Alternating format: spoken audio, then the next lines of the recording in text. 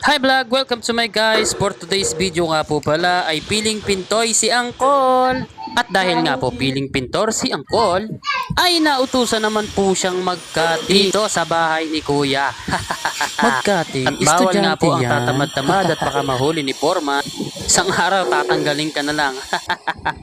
So ayun nga po, sobrang galing naman ni Angkol sa pagpahid, sa pagkakating. Hala, sige Angkol, sobrang nakinis na pahid na yan. At sa mga sandaling ito, ipapakita po natin kung gaano kakinis ang mga cabinet sa pagkakapahid ng pintura. Tama, sobrang kinis sobrang nakinis, ganda na yan. Pero hindi naman ako yung may pahid yan. Mas makinis pa sa partner mo. At kahit ano pa man yung posisyon mo, mapamason o labor ka man, kailangan palaging malinis ang paligiran para hindi mapagalitan. At kahit piling kasali ka sa tupad, kailangan mong galingan. O yan.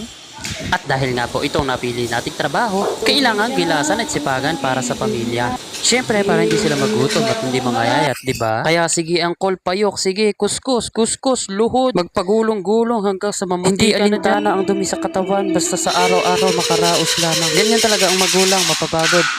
Pero patuloy na lalaban. At dito nga po ay alas 5 na kaya uwian na. Ipapakita ko sa inyo ang view. Ito ang ilog. Wow, ilog. Ano daw?